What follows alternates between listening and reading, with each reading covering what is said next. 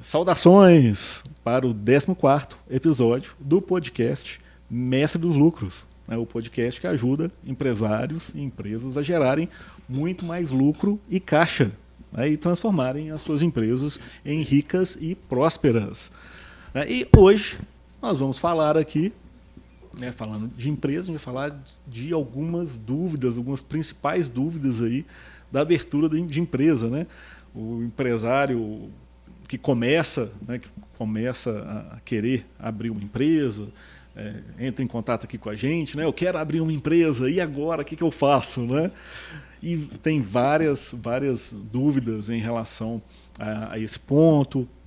Então a gente vai falar aqui sobre isso, vantagens, desvantagens, e a gente vai responder aqui também as dúvidas no chat. E para falar sobre esse assunto, não podia ter pessoa melhor aqui para eu chamar, é o Robert Ferraz, que é meu sócio aqui nas empresas, e trabalha diretamente aí com a parte comercial, trabalhou com abertura também de empresa. Hoje em dia é outra pessoa que está fazendo, tem a equipe de legalização. Então, ele atende diretamente ali, sabe, de todas as dúvidas, que os empresários eles têm quando chegam aqui. Obrigado, Robert, por aceitar o convite novamente. Quem que é o Robert aqui na empresa? Ô, Léo, eu que agradeço mais uma oportunidade para a gente estar ajudando os empreendedores, principalmente nesse tema que, para quem vai iniciar uma empresa, tem-se todas as dúvidas possíveis, E realmente é um tema complexo e nem é, digamos assim, dever do empreendedor. Tem que ter um profissional do outro lado aqui para ajudar, Uhum. Então, meu nome é Robert Ferraz, eu sou contador e sócio do Leonardo aqui na Hoffman Contabiliza.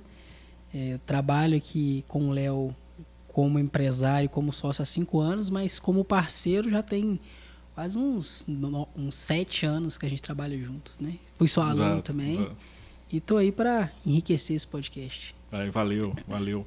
E eu sou o contador Leonardo Hoffman, sócio da Hoffman Contabilidade e Gestão, sócio da iContabiliza, especialista em gestão empresarial, e a gente atende aqui a centenas de empresas aí de vários locais do Brasil. Obviamente, a maior parte é em Belo Horizonte, que nós estamos sediados aqui em Belo Horizonte, na grande BH, várias cidades aqui. E os nossos contatos, dessa vez, é um contato só, que os nossos contatos são os mesmos, estão na descrição do vídeo, precisando aí dos serviços de contabilidade, fiscal, folha de pagamento, financeiro, certificado digital, registro de marca. A gente vai explorar isso bem hoje. A gente vai falar sobre isso também. Nós estamos à disposição, os contatos estão na descrição do vídeo. Mas vamos lá. Dar continuidade. Luano, o Diogo falou que a iluminação está dando um reflexo aqui. É só arredar aquele para trás aí. Mas vamos lá, então. Dar continuidade aqui ao tema, nivelando, então, do que a gente vai falar aqui hoje. Já falei, a gente vai falar dessas questões. O empresário chega, eu quero abrir uma empresa. Decidiu que vai abrir uma empresa, tem algo planejado ou nem tão bem planejado assim, está mais na cabeça dele. Chega com essa decisão mesmo de já querer abrir, por já ter algo em vista, algo que já está presente ali, que vai gerar receita já rapidamente ali para ele. Ou empreendimentos maiores, já com um planejamento mais forte, que é um pouco mais incomum, Normalmente as pessoas acabam não planejando um tanto, pecam um pouco no planejamento. Mas chegam aqui com as dúvidas, quero abrir uma empresa, e aí? O que eu faço? O que eu tenho que fazer? E aí vem no lugar certo. Sim, que entra em contato, muitos não entram em contato, ficam com a dúvida, procrastinando, já estão trabalhando como autônomo, era melhor abrir uma empresa, mas não procuram um contador, às vezes até porque não conhecem algum de confiança, ficam com essa dúvida. Então o certo é isso, quando já chega a procurar, eu quero abrir com muitas dúvidas e questionando, isso é excelente, porque é o momento, procurou a pessoa certa, que é o contador, para sanar essas dúvidas. E primeira coisa que a gente tem que conceituar aqui, o que é uma empresa. O que é uma empresa, Robert? Não, uma empresa, se a gente for falar da parte legal, a empresa ela é constituída quando ela tem um CNPJ, né? Então, para os órgãos públicos, uma empresa é quando ela tem um cadastro nacional de pessoa jurídica, né? Isso aí é quando nasce a empresa, né? Isso é quando nasce a empresa, né? Isso é quando nasce a empresa. E antes disso... A certidão de nascimento de uma empresa é o CNPJ, né? Isso é isso. Cartão de CNPJ. Isso. Mas antes disso, uma empresa, sem considerar essa parte legal, a gente já pode considerar que, a depender do que o empresário já faz ali antes, ele já é um equiparado, né, a uma empresa. Então, trazendo aí o que você conceituou inicialmente, a gente tem duas situações aqui e que costuma chegar muitas vezes, né, que é quando... São duas situações, basicamente. Que é quando o sócio ele tem, às vezes, uma profissão regulamentada e chega, às vezes, um médico, às vezes, um programador, trabalha como CLT e aparece alguma oportunidade para abrir uma empresa e tem que abrir de forma rápida e mais desesperada e não tem planejamento. E, às vezes, também chega empresários que têm uma parte tributária, fiscal e até mesmo financeira desorganizada. Então, o cara, antes de abrir um CNPJ, ele tem toda uma movimentação, às vezes uma movimentação até grande, aí chega num certo momento que ele às vezes cresce patrimônio, não está declarando e vai procurar um contador. É por mera desorganização, né? Às vezes o cara nem é por má fé, né? Vamos colocar assim. Não por má fé, é por desorganização mesmo. Eu estou trazendo esse aspecto que foi o que você trouxe, né? Que é justamente quando, as duas maiores situações que a gente tem aqui. Que é o cara que já opera, é todo informal, e o empresário que vem por necessidade, que às vezes por alguma oportunidade precisa abrir rápido e não tem noção nenhuma. Então, uma empresa é basicamente um negócio que presta serviço e vende produto para a sociedade que tem como fim o lucro, né? Então, é basicamente nesse aspecto tributário, quando ela nasce, é quando ela tem um CNPJ e é uma empresa efetivamente quando ela tem o seu fim uma atividade que presta algum serviço ou vende algum produto que traz, tem algum aspecto também social para a comunidade e tem como objetivo final o lucro. Então, basicamente a gente tem aquela famosa teoria da firma, né? Tem uma teoria aí mais antiga aí da parte da teoria da administração, né? Tem a teoria da firma, né? Que coloca que a empresa, né? A firma, né? É uma organização que produz, né? Ou vende produtos e serviços de forma organizada, né? Então ela se organiza com pessoas, processos, equipamentos e etc. Para o quê? Para entregar os produtos e os serviços com esse objetivo final de lucro, né? O objetivo, quando a gente fala de empresa, isso é importante a gente conceituar aqui, que nesse podcast a gente está falando de empresa é com fins lucrativos. Sim. Eu não estou falando de um condomínio, o condomínio tem CNPJ? Tem, mas ele não é uma empresa, é um condomínio edilício, não tem fins lucrativos. Eu estou falando, a gente vai falar aqui de uma ONG, uma associação? Não, isso não tem fins lucrativos, né? Muito embora tenha algumas dúvidas relacionadas a isso, mas a gente não vai entrar nesse ponto. A gente está falando de empresa, a empresa ela tem fins lucrativos. Impressionante, inacreditável.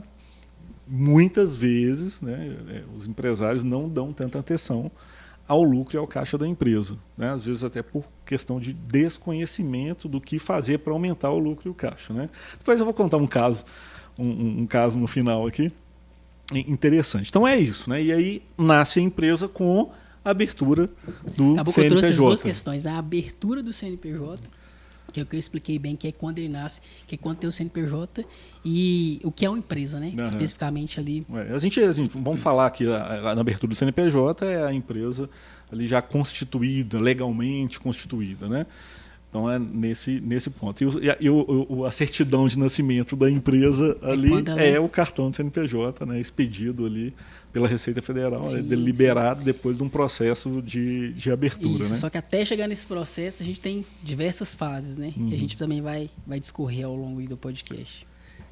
E quem faz a abertura da empresa, Robert? Quem faz a abertura da empresa? Quem faz? Então somos nós contadores.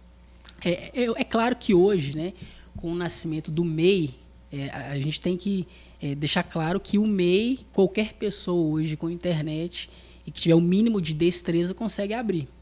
Mas até mesmo o MEI, quando a gente fala dúvidas, né? quando a gente fala de orientação, quem pode abrir um MEI, qual o faturamento, às vezes a pessoa que atividade permitida, então, se o cara ele tem condição, ele está na permissão de abrir enquanto pessoa física, até mesmo, qual vai ser o faturamento, qual vai ser a atividade. Ou até mesmo um empresário que se encaixa. A atividade pode ser MEI, ele já tem tudo preparado, mas não se planejou em relação à projeção de faturamento. Uhum. Aí com 6 meses ele deixa de ser MEI. E dependendo do percentual que ele passa, ele tem que voltar e retroagir e ser tributado ali pelo Simples Nacional. Então tá bom, mas quem abre a empresa, Robert? O contador. O contador. Então isso é muito importante citar que, por vezes, o empresário ele perde tempo procurando saber como abrir uma empresa. Ele começa a ver vídeo, como abrir uma empresa, assim, em questão técnica de ir fazer abertura, antes de procurar, às vezes, um contador, achando que isso vai ser caro, que o custo disso é alto, ou querendo economizar. Não é esse o caminho, né? Porque não é caro, a gente vai falar aqui, não vou falar especificamente do valor em si de tudo, mas de algumas questões. Mas é o contador que tem esse conhecimento técnico para orientar naquele momento de abertura, que é um momento muito importante, que é um momento de várias decisões que vão afetar questões tributárias, vão afetar questões de enquadramento da empresa, os quinais que vão ser colocados. Questão societária, né, então, de orientação do cliente. Então, o nome, razão social, a gente vai falar de algumas coisas aqui, KNAI. Então, assim, são vários... Regime tributário. Capital, tem gente que abre com capital de 100, 200 mil, vai abrir uma empresa de serviço, precisa de um capital de R$1.000 já só. chegou MEI aqui com capital social de 70 mil. Então, como é que eu abro um MEI com capital não integralizou. E não integralizou. O faturamento do MEI hoje é 81. Então, assim, são muitas especificidades que tem que se considerar, independente da forma jurídica. Então, o que a gente orienta, com certeza, é o profissional que está capacitado, que é o contador. O profissional mais qualificado, mais capacitado para orientar nesse momento aí é o contador, porque ele conhece essas nuances, inclusive das habilitações, dos reflexos, dos impactos que precisam, do que precisa ser feito até logo após a abertura.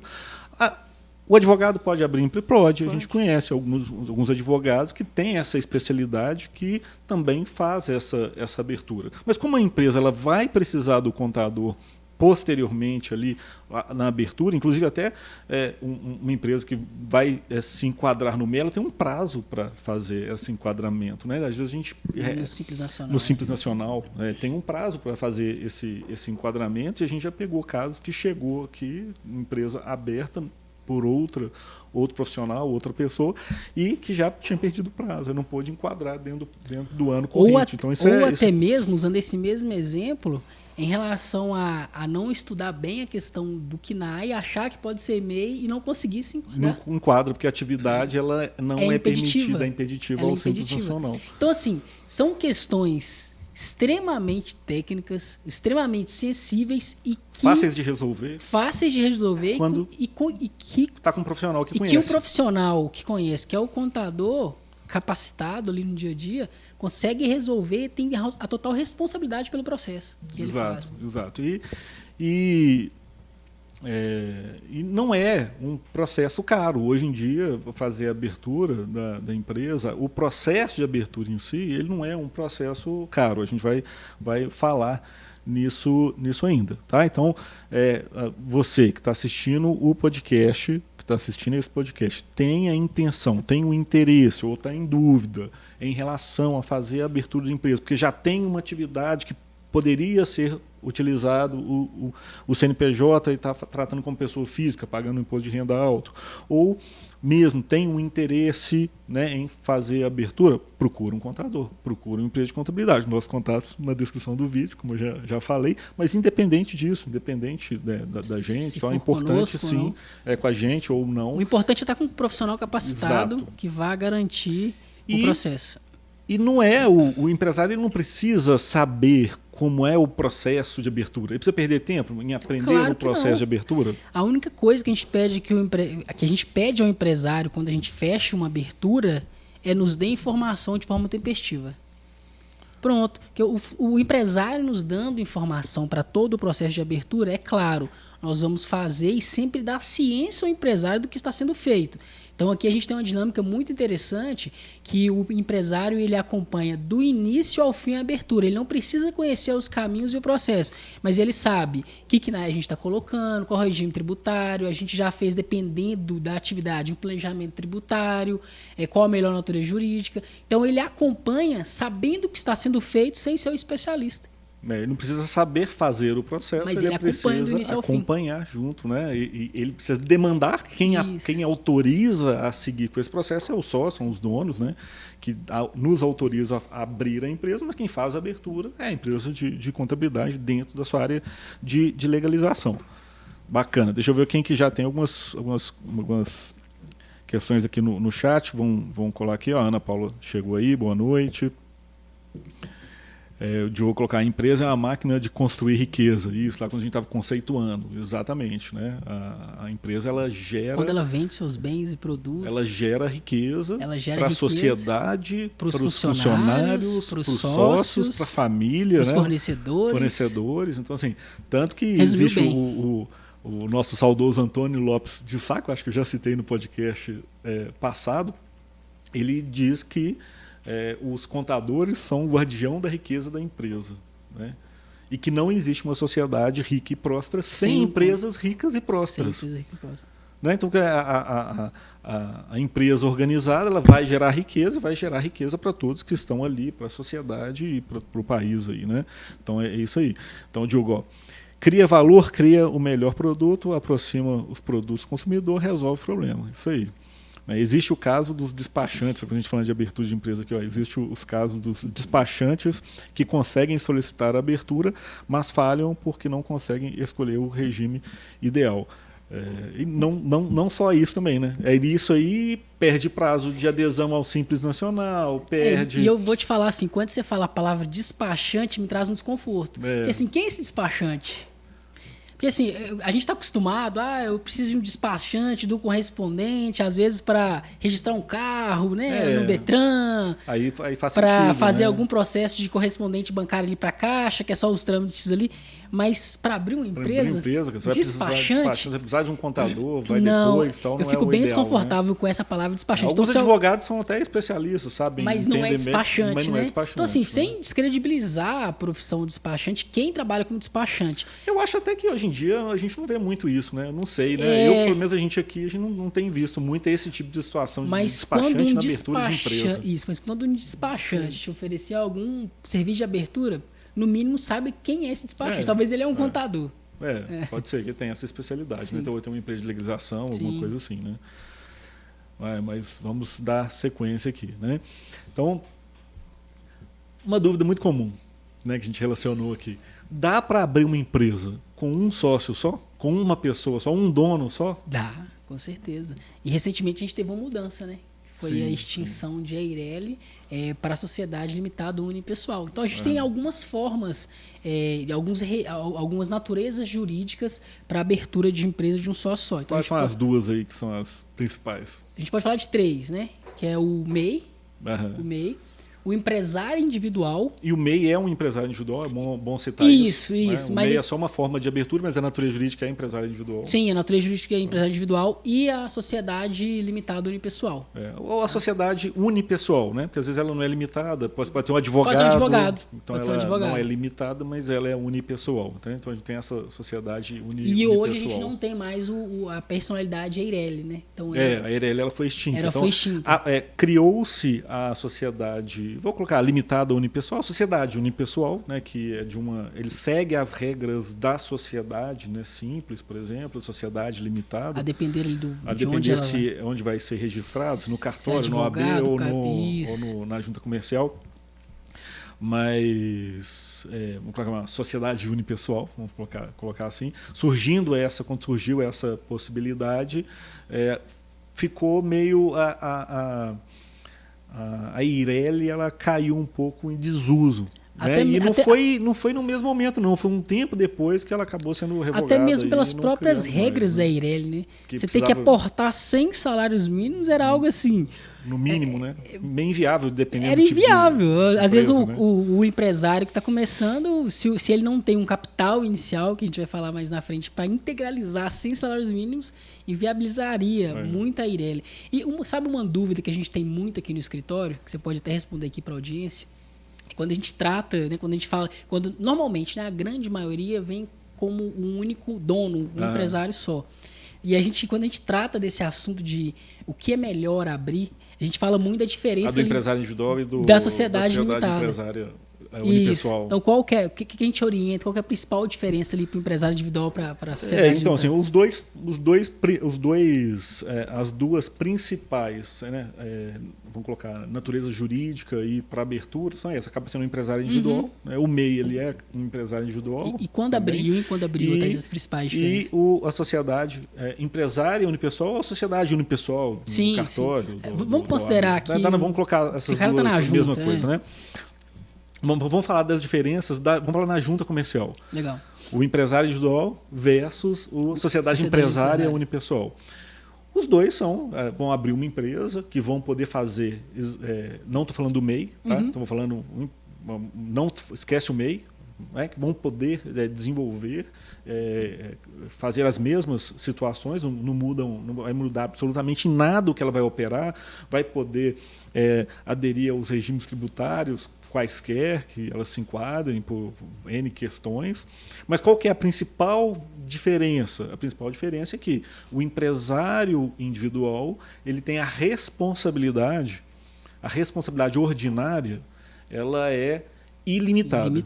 E a sociedade empresária limitada, a responsabilidade do empresário, a responsabilidade ordinária, ela é limitada ao capital social. Então isso já dá uma proteção inicial aos bens, né, ao patrimônio do próprio empresário, frente à questão do risco ordinário. Mas o que é o risco ordinário, né? O risco ordinário é aquele que advém da natureza jurídica. Então, a natureza jurídica do empresário individual, ele já tem a blindagem de limitar ao capital social, ao capital subscrito ali, que deve ser integralizado em algum momento, o que foi prometido integralizar. Então, esse é o limite. O empresário individual, ele não se limita a esse capital, ele responde de forma ordinária e ilimitadamente com os seus bens pessoais. Em que situação? Aí você fala, então, em nenhuma situação o empresário, a sociedade empresária limitada, ela vai responder de forma ilimitada? Ela nunca vai pegar o patrimônio dos sócios para responder alguma dívida ou coisa? Não, não é assim. Existe a responsabilidade extraordinária. Eu não queria estender muito nisso, não, porque a explicação é longa. Não, sim. Mas a responsabilidade extraordinária é aquela que extrapola a natureza jurídica. Então, quando vai extrapolar? Quando o empresário agir com dolo, com fraude, simulação, culpa grave, né, para com terceiros. Em uma situação, poxa, isso que vem na minha cabeça agora, uma situação que reforça a importância da contabilidade, da correta escrita contábil, do débito e crédito, do registro dos fatos contábeis de forma correta, é essa. Por quê? A mistura das contas pessoais, né, com as contas da empresa, o não registro correto, a falha de registrar, o empresário não tendo a contabilidade registrada, isso é um item de desconsideração da personalidade jurídica por confusão patrimonial. Sim. E aí vai atingir, mesmo a sociedade empresária limitada, vai atingir os bens pessoais do sócio, por desconsideração da personalidade jurídica. Sim. Isso é o risco extraordinário, né? E esse é um ponto importantíssimo que a gente traz aqui para o sócio. Então, quando um empresário, a depender da atividade, a depender do tamanho da operação, onde ele vai atuar, enfim, o mercado, enfim, a gente sempre orienta a abrir a sociedade limitada e ter uma contabilidade justamente para cruzar tanto a questão de ter contabilidade, conta do assinante, ter essa confiabilidade e também estar coberto em relação à natureza jurídica, para em qualquer qualquer ação ou qualquer demanda jurídica, ele tem uma segurança maior. O que não quer dizer que um juiz analisando, enfim, tem todas as questões que extrapolam aqui o podcast. Mas sabe qual que é um outro item que não é tão importante quanto esse em relação à parte jurídica para proteger o sócio, mas que eu sempre trago, que faz uma diferença a depender também do mercado, em relação ao nome. Porque o empresário individual, o nome da empresa é o próprio nome dele. Então, é uma empresa, é um CNPJ, ele vai agir como uma empresa, mas às vezes não é tão mercadológico. Parece que traz menos profissionalismo. Menos profissionalismo. Talvez colocando na sociedade unipessoal ou na sociedade empresária limitada com dois ou mais sócios, dá um ar de mais profissionalismo. Além de ter uma razão social de fato. Né? Não diferente é o nome. do nome do então, empresário. Dependendo do objetivo, então a gente trata essas questões. Então, só para quem está escutando aqui, só para nivelar, quando abre na natureza jurídica empresário individual, né, a razão social é o próprio nome do sócio. No empresário individual pode ter alguma variação de redução. Mas vai ser o nome. Vai ser o nome. No MEI, não. No MEI é o nome completo seguido do CNPJ. Né? Seguido do CPF. Do CPF. Então, na razão então o que a gente faz aqui? Quando entra um cliente que é um sócio só e tem dúvida em qual natureza ou não sabe, fala, Robert, qual a opinião de vocês? A gente trata primeiro essa questão jurídica, a gente orienta, você explicou perfeitamente, e também a depender do que ele quer mercadologicamente. O que ele vai fazer? O que ele quer? Aí a gente vai tratar mais para frente a questão de marca, de razão social. Vamos falar nisso. Isso. Importante. Então, esse também é um aspecto não tem tanta importância jurídica. Sempre que possível, que na maioria das vezes é possível, a não ser quando o cara quer ser MEI, então é melhor ele ser unipessoal, uma sociedade unipessoal, que seja limitada ou não, depende de onde vai se enquadrar. Né? O Diogo colocou uma coisa aqui bacana. A Nanda Ferraz está aqui. Ó. Boa noite, Nanda. Diogo colocou o seguinte, ó, as antigas EIRELI precisam alterar o razão social para migrar se enquadrar na SLU? Então, pergunta interessante, e a lei que acabou com a EIRELI, ela coloca essa responsabilidade de fazer a migração automática para as juntas comerciais. Só que ela coloca que isso ia ser regulamentado, não precisaria de uma lei, mas precisa dos órgãos lá de registro soltar a forma que se faria isso. Então, a lei não coloca como obrigação da EIRELI pedir a transformação para a SLU, que seria uma transformação aí, né, de uma natureza jurídica para outra, é uma transformação de sociedade.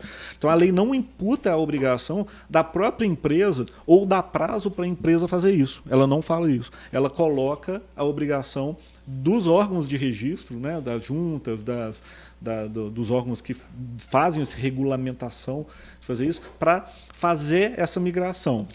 Só que o que tem acontecido? Isso não aconteceu ainda. Ou pelo menos até o último não aconteceu ainda. Não aconteceu. Acho que semana retrasada teve um caso que a gente precisou fazer uma alteração. A gente já fez alteração. Já teve e o que tem acontecido?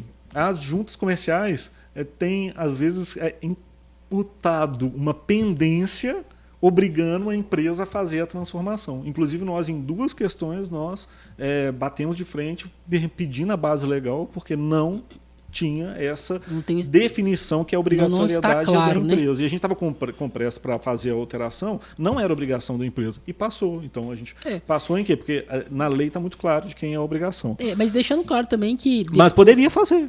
Mas deixando claro que depois da vigência da lei, mesmo que você não faça, as EIRELIs são consideradas sociedades unipessoais, né? Ela já deixou de ser EIRELI, mas é claro, para você ter o contrato social...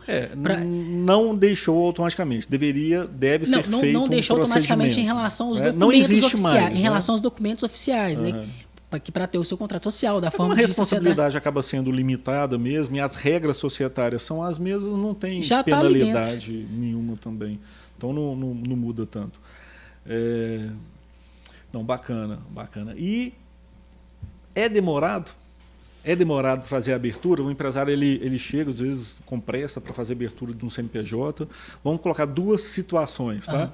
Uma, falar assim, do MEI, É demorado abrir uma empresa no Brasil? Vamos falar em Belo Horizonte. Né? Tem vários locais do Brasil também seguem o mesmo procedimento, está meio padronizado. Esse aspecto de local muda muito. Muda muito. Mas vamos falar em Belo Horizonte.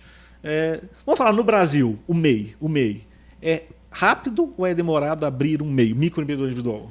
Muito rápido. Muito MEI, rápido, né? quem tem expertise abre em 1 hora. É muito rápido. Toda a documentação, depois de toda a documentação disponível, depois do empresário conversar. O processo, né, da feitura ali é 1 hora. Depois que o negócio está pronto, em 1 hora Isso. você faz. Talvez se a gente for considerar todo o processo, pegar a documentação, depende é claro, das vai demorar mais cliente, tempo. Mas né? assim. Tá tudo na mão. Então, resumindo, no mesmo dia. No mesmo dia dá para abrir. Dá para abrir. E na junta comercial, vamos falar da junta, porque tem questões de cartório, tem questões de OAB, regiões, cidades, estados, tem várias circunstâncias que vão impactar. Impactar de forma relevante. Vamos colocar assim, uma empresa de serviço em Belo Horizonte, sociedade unipessoal limitada, registrada na junta comercial. É rápido ou é demorado fazer abertura? O nosso recorde aqui em relação a tempo foi de 2 dias. Não, na verdade foi de um dia. Foi de um dia. Esse processo de um dia eu não participei. O meu recorde foi de 2 dias. Eu participei com o Renato. Foi realmente assim. Um dia. Mudou muito, viu, Léo? De um dia para o outro. De um dia. Dia a gente conseguiu abrir. Um dia. Então, assim, horas. Tendo todos os documentos. É claro, um dia, por quê? Tudo na mão, As taxas foram pagas de forma rápida, todos os documentos estavam ali, toda a entrada foi muito rápida. Já era então, um cliente nosso que a gente já conhecia. Isso, já tinha todos os dados. Dia, mas depende do sócio, né? Para ser bem rápido. Assim, o sócio já tinha certificado digital de pessoa física. Já tinha certificado digital, então, que é um ponto muito sensível. O que mais atrasa a abertura de empresa aqui hoje é certificado digital. Tem que tirar um certificado digital. Mas assim, resumindo, está muito rápido. A burocracia do tempo que eu trabalho com contabilidade, nossa, a gente saiu assim, rápido, né? A gente saiu de 30, 15 para 2 dias, 8, 80, né? Saiu de 8 Foi muito rápido. 8, o ambiente empresarial nesse sentido de abertura e da burocracia melhorou muito. O processo existe, o procedimento a ser, né, que é um procedimento técnico que precisa de pessoas qualificadas para fazer, mas o processo em si está muito rápido, bem rápido para fazer a abertura. Agora, obviamente, isso não é verdade. Não é verdade absoluta. Não é verdade absoluta em todo o Brasil, apesar que na grande maioria das juntas já está mais rápido. O cartório, às vezes, eles não estão integrados, dependendo do interior, dependendo, né, da cidade em si. Hoje são então, poucas cidades. Pode ser. Não, no interior são várias cidades que ainda não estão. O cartório não está integrado com com a Receita Federal. Entendi. Então, quando você vai abrir no cartório. Quando a gente vai falar de cartório, sim. Aí demora mais. A junta já está mais rápida. O cartório em si, até quando é aqui em BH, dependendo da natureza jurídica ali da empresa, já é demorado por si só, né? Dependendo do que a gente vai fazer. Do que for. Se for uma associação ali, enfim. Tem outras questões também de OAB. Mas quando a gente fala da junta comercial, assim, pelo menos na nossa experiência aqui, a gente já abriu. Os locais que a gente tem abriu aberto, Uberabas de fora, enfim, várias cidades, está muito. São Paulo, Rio de Janeiro. A gente já abriu. Parauapé, Goiás. A gente abriu o processo Goiás. Em geral está bem rápido. Bem rápido. Mas muitas vezes a gente esbarrou em processo da prefeitura. Então, às vezes a gente chega numa prefeitura que tem quase um processo igual o da junta para você conseguir avançar numa abertura, que burocratiza muito. Mas de uma forma geral, é rápido. O processo está então, o empresário rápido, que hoje que tem pressa em abrir por qualquer necessidade, hoje esse tempo de forma geral não é mais um problema. Não dá para falar em todo o Brasil, porque cada região vai ter sua particularidade, né, do processo de licenciamento. Mas hoje melhorou assim muito. Mais rápido, né? E a gente falou de certificado digital, né? O certificado digital de pessoa física é obrigatório para fazer abertura de uma empresa na junta comercial, por exemplo? Sem um certificado digital, a gente não abre empresa. Hoje... Às vezes o empresário até fica indignado, eu tenho que abrir, eu tenho que gastar dinheiro com certificado digital de pessoa física para abrir uma empresa. Mas isso foi uma coisa boa. Eu não vejo assim, é um custo, mas do que era antes para hoje... Só é possível ser tão rápido por conta do certificado digital. Porque o certificado digital nada mais é que a identidade digital do sócio. Assinatura digital. A identidade, a assinatura, o CPF. Assim, a garantia que quem está assinando é o dono daquele certificado, justamente porque ele tem senha, é criptografado. Assim, quem tem acesso é quem fez o processo né? Enfim, então sem um certificado não é possível E aí abrir. a gente está falando de certificado digital de pessoa física. Pessoa física. Né? Então, é obrigatório para abrir MEI? Não. Para abrir o MEI não é obrigatório. Isso, aqui mas a gente está desconsiderando o MEI. Mas para abrir uma empresa na junta comercial, uma sociedade empresária unipessoal, uma sociedade empresária limitada, né? Toda abertura na junta comercial, exceto o MEI, é obrigatório ter o certificado digital de pessoa física do Só um adendo sócio. em relação ao MEI. Para o MEI você não precisa de certificado. Mas hoje você precisa do gov.br com um nível de confiabilidade prata, de no mínimo prata. Isso. Para testar que é ele mesmo. Que é para testar que ele é. Então, já aconteceu aqui de situações de um MEI vir falar, mas é pela internet, eu não estou conseguindo. Quando a gente vai ver, tem o gov.br, mas não tem um nível de confiabilidade. Isso é importante. Bronze, né? Isso, aí isso é importante. Não consegue fazer abertura. Então, bacana. E o certificado digital hoje está muito barato, né? De pessoa física, né? O certificado está muito barato hoje. Pessoa física, a gente consegue gerar aqui a 117. A gente vai falar dos valores aqui para fazer essa geração, né? Mas R$117, né? Então, assim, tá tranquilo. Então, para as juntas comerciais é obrigatório ter, né, esse certificado e entrando digital. Aí nessa parte do valor, a gente vai trazer aqui que nós também geramos certificado digital. Então, hoje aqui na Hoffman, né, que agiliza o processo, né? No grupo, nós somos uma R. Isso. Por que a gente consegue dar celeridade? Porque a gente tem uma certificadora. Quando um sócio vem para abrir uma empresa aqui na Hoffman, né, e contabiliza, nós temos todo o arcabouço ali, tudo que é necessário para abertura. Nós já somos uma R, nós temos, né, somos sócios de uma empresa de abertura de uma certificadora, digital. E a gente faz o processo interno inteiro. Então a gente já somos tem nós uma que fazemos equipe, mesmo. nós que fazemos, nós que temos fazemos uma equipe mesmo. que fazer isso. Então isso agiliza ainda mais o processo. Não precisa demorar para agendar, não. Tá com a documentação completa? Vamos fazer agora? E faz remoto. Isso que eu ia falar. Tem um detalhe muito importante. Por videoconferência. Tem um celular, tem CNH que é importante, tem que ter CNH. Ou um profissional que tem registro em órgão de classe também serve, ou CNH ou registro em órgão de classe. Um celular com uma câmera boa e um local onde dê para ver a pessoa bem, enfim, tem uma iluminação boa, você faz em casa o certificado. Você faz onde meia você... hora tá muito rápido. Já gerou. Então, antes a pessoa tinha que ir até a certificadora, demorava, tinha um custo, tempo. Hoje a gente resolveu esse problema. Vamos ver o que tem aqui, ó. O Diogo coloca aqui. Tem também o prazo do certificado digital para abrir conta em banco. Isso. Inscrição municipal estadual. Aí o jogo falou que a gente estava falando da abertura, né, da empresa. Vê a Ana Paula aqui, ó. E o ciclo completo: consulta de viabilidade, junta comercial, Receita Federal, Receita Estadual, Prefeitura, quanto tempo? Então, Ana Paula, quando a gente está falando aqui desse prazo, em tese, a gente está falando do prazo completo. Agora, quando inclui, aí você colocou Receita Estadual, aí pode demorar, dependendo da atividade, do local, do estado, aí pode demorar um pouquinho mais. Não dá para colocar um prazo exato, mas vamos colocar, como existe a lei, né? Há pouco tempo saiu a lei da... como é que chama a lei, gente? Faltou aqui a palavra da lei. A lei não sei o que econômica. A lei da liberdade econômica. A lei da liberdade econômica, né, que foi promulgada, salvo engano, ano passado, ela garantiu, né, e obrigou aos órgãos, dependendo da circunstância, o microempreendedor individual, o ME e EPP, de ter uma abertura mais rápida. Então, mesmo quando tem a inscrição principalmente quando estadual, se fala de licenças, né?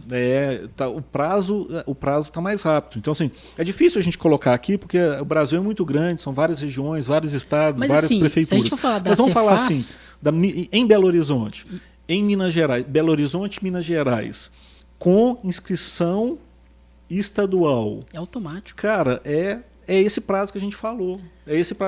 Lá 2 dias, 3 dias, se está tudo na mão, você já consegue. Em casos fazer raros, não é automático, precisa de um processo à parte. Mas, assim, em casos raríssimos. Eventualmente, por conta da atividade, pode dar uma fiscalização no local, aí pode demorar um pouco mais. Já aconteceu também de sócio-dependência também no estado. Dependência no carro. Né?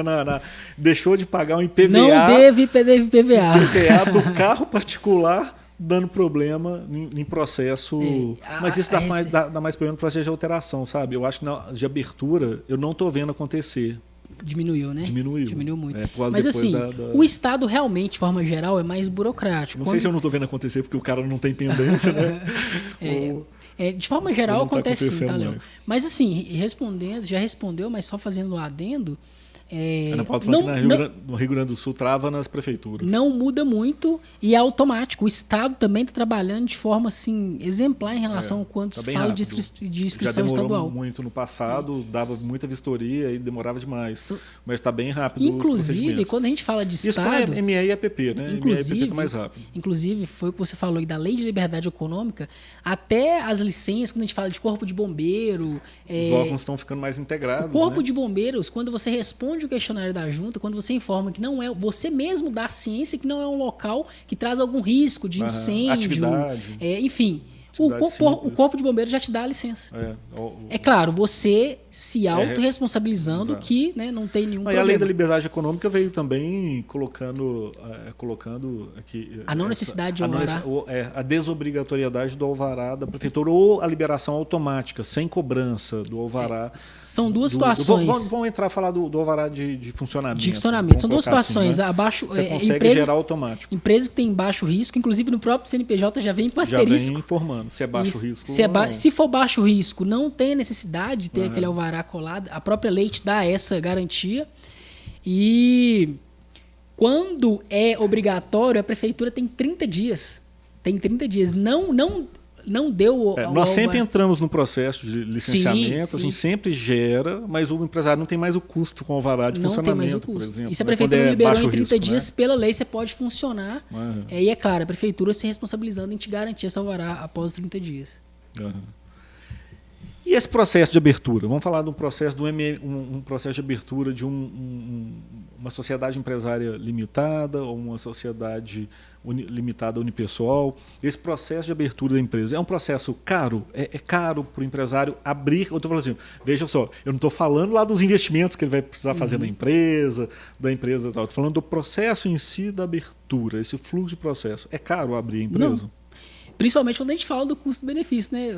O sócio hoje, quanto ele vai gastar? A gente pode elencar aqui quais são os custos de junta comercial. A gente falou do custo certificado digital, você já falou que é R$117. Vamos colocar unipessoal, sociedade limitada unipessoal. Certificado digital de pessoa física, R$117. Junta comercial. 267,86. É em Minas Gerais, que pode mudar de acordo com a junta comercial. Muda de estado para estado, né? Isso. Então tem. É isso, 267. Se for um empresário individual, é 134,58. É um pouquinho mais barato. A gente está falando aqui. E depois tem um certificado de pessoa jurídica, né? Isso. R$217. E é muito importante falar que sem um certificado de pessoa jurídica, a empresa não consegue funcionar ali no dia a dia, né? Porque hoje, as obrigações, basicamente tudo precisa do certificado de pessoa jurídica. E nós também emitimos o certificado de pessoa jurídica. Então, nossos clientes aqui estão cobertos, quanto na abertura em relação ao certificado digital de pessoa física, quanto na jurídica e nas renovações. E nós fazemos também o acompanhamento. Então, o sócio não precisa ficar se preocupando, venceu, quando vence. A gente faz todo esse acompanhamento próximo ao sócio para garantir a saúde da empresa ali em relação a ter o certificado digital e manter todas as obrigações em dia. Então não é caro, né? Esse processo de abertura baratíssimo. É barato, né? Não vai ser por frente isso frente a que o sócio espera, né? Que quem vai abrir a empresa, né, espera faturar, lucrar, enfim. Isso não é nada. Isso nem deve ser considerado como um custo alto. A gente já falou que é barato. Bom, uma dúvida muito comum que o pessoal tem é sobre o nome, né? Às vezes a pessoa quer abrir rápido, ela agarra ali por bobeira no nome empresarial, né? No nome fantasia, no nome, na razão social, pelo menos o nome principal ali da marca e tal, né? Às vezes a pessoa agarra um pouco nisso. Vamos discutir um pouquinho aqui sobre dois aspectos da questão do nome, do nome, né? Primeiro, assim, é obrigatório ter uma razão social. Ok. A razão social é o nome ali, igual eu me chamo Leonardo Hoffmann, esse é meu nome no registro. A razão social da empresa é o nome dele ali de batismo, né? Nome de registro oficial da empresa. Então, razão social obrigatória precisa ser definido. E o nome fantasia é obrigatório?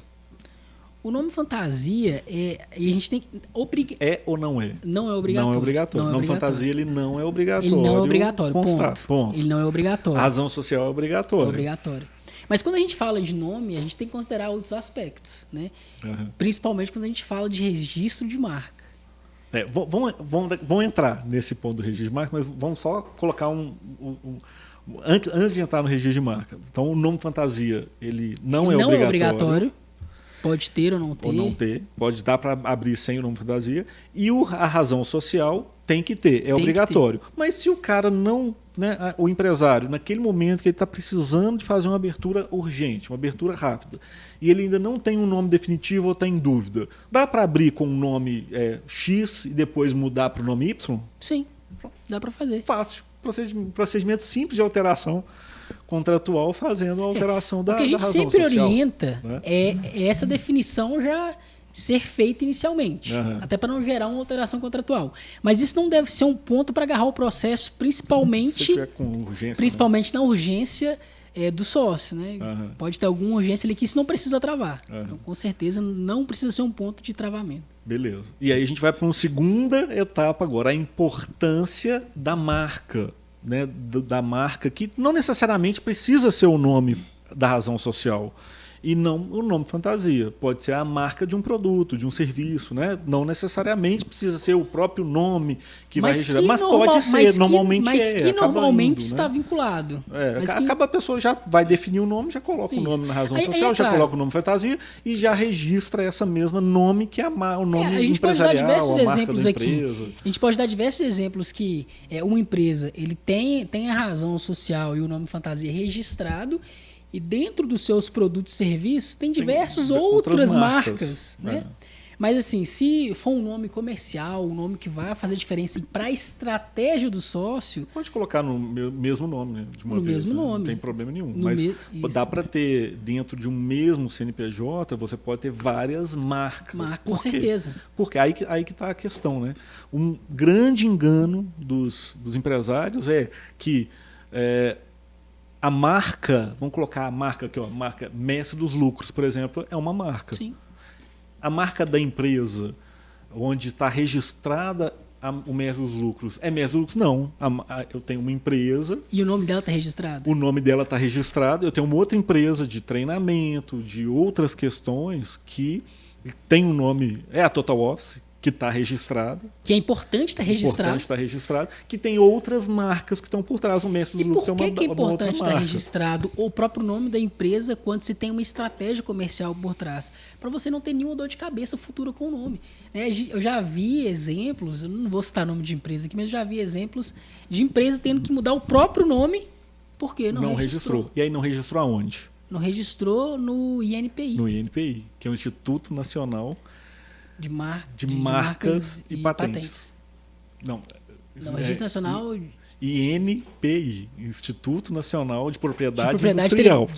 Instituto Nacional de Propriedade Industrial, que faz o registro de marcas de patentes e outras questões também. Mas é o INPI. Então, um grande engano do empresário ele acha que ele abriu a empresa, a razão social está lá, o nome fantasia, abriu lá na junta comercial, no CNPJ... O nome empresarial está protegido. Nem de jeito A marca dele está protegida. Inclusive, a gente já teve situações... Isso é um engano, né? Só para deixar claro. É um engano. Porque ele tem que registrar no INPI. É um engano e eu volto a repetir. Se for um nome com estratégia comercial, e até mesmo se você pretende ter perpetuidade naquele nome, é interessante registrar. A gente já teve exemplos aqui de clientes nossos mesmo, que no mercado, o mercado é voraz, então tem diversas estratégias para a venda de diversos produtos. Então a gente já teve situações que nossos clientes, empresários, não foi um só, foram vários, receberam e-mails de empresas idôneas que trabalham no ramo de registro de marca de empresa, patente, etc. e tal. Mandou um e-mail assustador, né? Falando...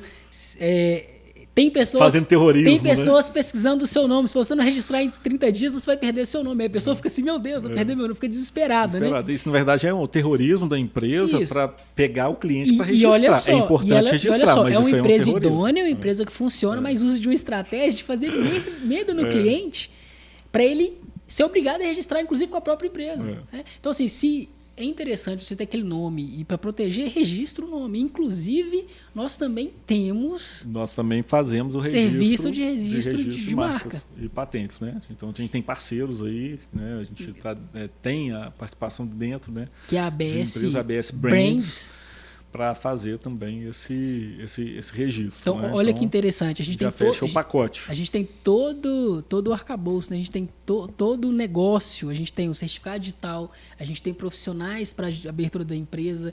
Se for interessante, de interesse do sócio, a gente tem um registro da marca. Então, quando o cliente entra aqui, o que ele precisar quando se fala de abertura da empresa, ele não precisa sair aqui da Hoffman e daí contabiliza. A gente já tem consegue todos os serviços. Orientar em relação a tudo isso. Vamos colocar, o empresário, ele naquele momento que ele está abertura, ele não quer gastar ou não tem o dinheiro, ou não quer registrar a marca no INPI naquele momento, ele consegue abrir a empresa e dar seguimento com a atividade normalmente? Consegue, certeza. Não tem problema. Isso não vai travar ele desenvolver a atividade dele.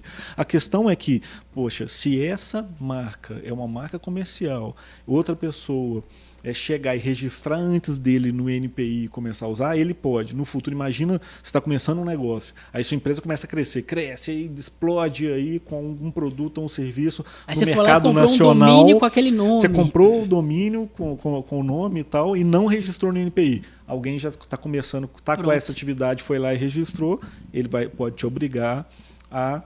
Não, ele vai te obrigar e ele tem o direito sobre a marca. Exato. Porque ele registrou primeiro. Exato. Inclusive tem um caso que foi com a Renata Molina no podcast. No podcast não, na live que eu fiz com ela. Inclusive tem uma live aqui bacana, completa. Vou deixar depois na descrição do vídeo, que a gente fala tudo sobre registro de marca com a Renata Molina lá do ABS Brands. É responsável lá pelo registro de marca, conhece muito. E ela contou o caso aqui do próprio Flávio Augusto, né? Na WhatsApp. Na WhatsApp. O nome da WhatsApp inicialmente era outro, não estou me lembrando qual que era aqui. E ele não registrou a marca no INPI, outra empresa fez o registro, começou a usar, e ele foi obrigado a mudar o nome da marca inicial mudou para WhatsApp. E só um detalhe, eu já ouvi ele contando essa história. Uhum. Ele não teve que mudar só o nome. Ele é o quê? Ele é uma escola de inglês. Então ele teve que mudar todo o material didático. Teve que mudar... Custo violento, né? Teve que trocar Teve que mudar todo o brand da empresa. Eram franquias, enfim. Então olha o custo disso, né? Justamente porque não teve essa preocupação inicial de registrar ou não viu se já existia uma marca registrada. Não lembro bem se já existia ou se registraram depois. Mas sei que foi um prejuízo danado. O Diogo está colocando aqui, ó. Esse terrorismo psicológico também é comum no registro de domínio. É verdade. Quando se abre a empresa, né, às vezes o empresário acaba recebendo alguns e-mails de empresas de registro de domínio, sugerindo, né, que ele faça o registro do domínio. Né? Muito embora o domínio acaba... muita gente, até eu particularmente, quando eu vou criar uma marca, exato, esse que é o planejamento inicial, né? Qual que seria um fluxo mais adequado ali? Você pode acabar perdendo um tempo maior. Por isso que eu estou falando, está com pressa para abrir? Pode abrir, abre com o nome X, depois se quiser mudar, pode mudar. Mas é interessante, na marca que você vai explorar comercialmente, você já pesquisar o domínio, se está liberado. E se tiver se já tiver, já registra, né? Você... já registrar esse domínio. Já vai lá e compra o domínio. Já pesquisa a marca, faz a pesquisa da marca. Obviamente, você não vai saber como fazer isso de forma correta. Entra em contato com a gente aqui. E nós conseguimos ajudar. Ajuda nisso também, né, fazer essa pesquisa aí junto com a ABS Brands, né, da pesquisa dessa marca, ver se também está liberado para registro no INPI. Né? E a junta comercial em si, qual que é a pseudo-proteção? É o seguinte, que a junta comercial ela é regional, do Estado. Ela faz uma verificação de nomes idênticos ou similares por razão social.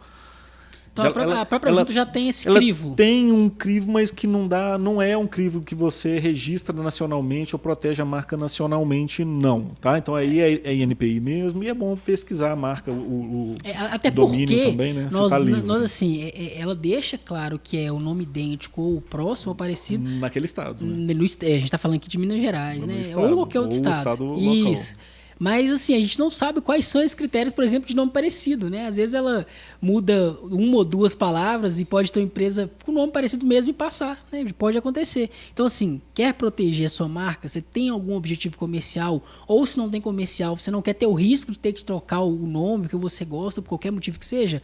Registre a sua marca. Tem alguns a sua marca. Alguns comentários sobre isso aqui. Daqui a pouco eu vou ler o do Antônio. O do Antônio ele falou de um tema anterior que a gente estava falando. Né? O Diogo colocou assim: e fantasia não protege marca. Não protege. De jeito nem nenhum. É obrigatório e a junta comercial nem verifica o nome fantasia. Então ela nem olha isso. Então o nome fantasia não protege nada, não protege a marca.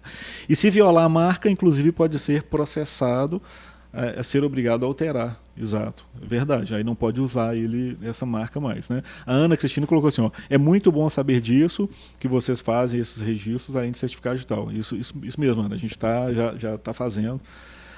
Tem empresas específicas, né? No caso de registro de marca, BS Brands, e no caso da... Nós também somos sócios, nós somos sócios, e o caso da...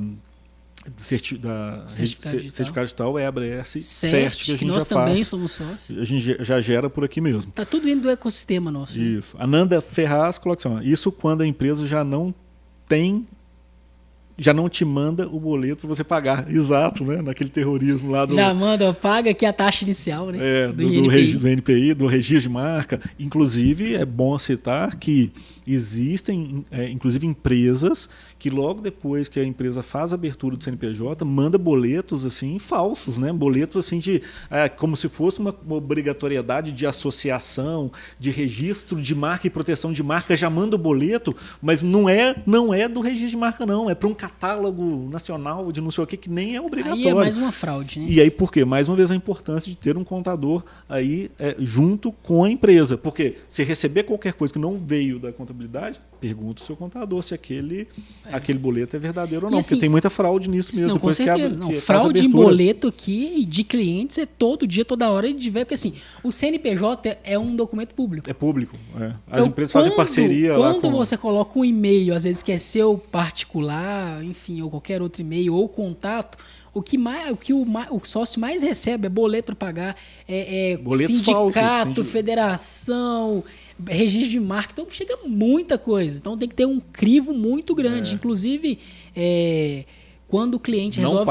Não paga, pergunta para o seu contador. Inclusive, quando o cliente não coloca o nosso e-mail geral, que a gente dá essa opção também, a gente sempre orienta. Tem dúvida? Manda para a gente que a gente consegue fazer um crivo. Aí o Diogo coloca assim: esse terrorismo psicológico também é comum no registro de domínio. Eu já li, verdade. Ana Paula Sanches: parece não ser importante registrar a marca logo que está fazendo a abertura, mas o que tem de empresa que perdeu a marca depois de 10, 15 anos que não registraram. Verdade. A gente tem o caso do próprio Flávio Augusto, um caso famoso aí no mercado. Às vezes já estabelecido no mercado com um nome estratégico sem registro de marca. É impensável, né?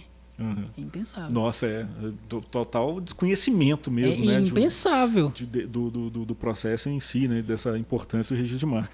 Falou o Antônio, o Antônio Araújo, ele colocou lá, colocou duas questões aqui. Ó. O Antônio colocou: muito bom. Tema, cheguei agora, falaram que a assinatura pelo conta Gov, quando a gente estava falando lá da conta do Gov lá para abertura do MEI, né? E ele colocou aqui embaixo também: acompanho os vídeos do Leonardo Hoffman, me ajudam muito, estou começando agora. Façam mais vídeos de legalização, vai ajudar muito. Beleza, Antônio. Isso aí. Esse aqui a gente tem bastante coisa aqui para falar ainda de abertura, né? Então, seguindo, dando a sequência aqui. Então, registre a sua marca. E se for registrar, registre com a Hoffman Meio Contabiliza, através do nosso parceiro, na verdade, uma empresa sócia, a ABS Brands. A gente presta esse serviço. Capital social, né? Uma dúvida muito comum aqui, né? O que é o capital social e o valor necessário no capital social para a abertura da empresa. Então, o capital social ele é obrigatório, né? Com certeza. O que é o capital social e qual é o valor necessário ali de capital social na abertura? Então, quando a gente fala de capital social, a gente tem que ter noção do seguinte: essa é uma dúvida assim, que chega aqui toda hora, todo dia, ninguém sabe. Né? O cara às vezes pede, coloca um capital de 100 mil, mas peraí, você vai fazer 100 mil, por quê? Por que você vai prestar? Capital inicial, o empresário tem que pensar que o capital social é aquele capital inicial que ele vai iniciar a atividade dele e a depender do planejamento, um capital... Do tamanho da empresa. E a depender do planejamento, um capital que vai fazer até, às vezes, um capital de giro até o momento que a empresa vai gerar um lucro. Então, ele tem que considerar no capital social os custos com a abertura, os investimentos necessários na empresa para abrir a empresa. Se for um imóvel alugado, a depender do planejamento financeiro ali, capital de giro necessário, um capital de giro para manter, até a empresa gerar, vai comprar mobiliário, caixa. tem que considerar o mobiliário. Então, capital social, para o sócio saber, né, para o sócio ter a noção de qual é o valor, sem um planejamento é impossível. Ele tem que ter um planejamento básico ali, pelo menos assim, existem portes diferentes de empresa, né? Então, se a gente está falando assim... Quando a gente fala de uma empresa de comércio, por exemplo... Uma empresa de serviço, vou dar um exemplo simplesinho. Uma empresa de serviço, a pessoa vai fazer uma aula particular, vai ser uma professora de aula particular e vai dar aula de forma remota ou vai na casa do cliente para fazer. Então, ela vai conseguir fazer de casa e não vai precisar... Ela não vai ter a necessidade de gastar com estrutura. O capital que ela vai precisar ali é um capital de R$1.000 para fazer a abertura da empresa, os custos iniciais e tal. Ela já tem o computador dela, então não vai precisar de colocar um capital alto para integralizar, né? Menos, ou até menos. Você coloca um capital de R$1.000, isso já é necessário. Porque o que é o capital social? É o valor necessário, né, que o empresário, no momento ali da abertura e a manutenção da empresa até a geração de lucro e caixa, ele vai precisar. Então, todos os investimentos que ele vai ter que fazer na empresa, comprar mobília, as instalações... O capital de giro até a empresa começar a dar capital de giro, o resultado. Se for um comerciante... Vamos colocar agora, beleza, a gente deu um exemplo de um pequenininho a R$1.000. Agora vamos colocar o cara no comércio, que você queria falar. Dá um exemplo de comércio aí. O comércio... Local, comércio físico. Então, ok, o comércio vai precisar de um capital social mais pujante. Por quê? Ele tem queima de caixa no início. Então, para um comércio... E o que ele vai ter que comprar no início? Ok, para um comércio funcional ele precisa de quê? De estoque, de produto. Então, fora os mobiliários. Equipamentos. Então, assim, a gente tem que considerar... Fachada, placa. O estoque, a depender do volume. Fachada, placa, mobiliário. Se não for próprio, locação. Então, já é um capital social que pode ser de 100 mil. Pode ser mais de 100 500 mil, a depender do porte da empresa. Mas assim, resumindo então o que a gente está falando em relação ao capital social, que é esse investimento inicial, vai depender do perfil, né? Então, quando chega um empresário que é um profissional liberal, que é um engenheiro, que vai prestar serviço para uma, duas empresas, um médico, que vai prestar serviço para uma prefeitura ou para uma clínica específica e não tem a sua própria clínica, o capital social é mínimo. É mínimo. Menos de R$1.000. R$1.000, vamos para R$1.000. A gente coloca R$1.000 ali. Mas o capital social é mínimo.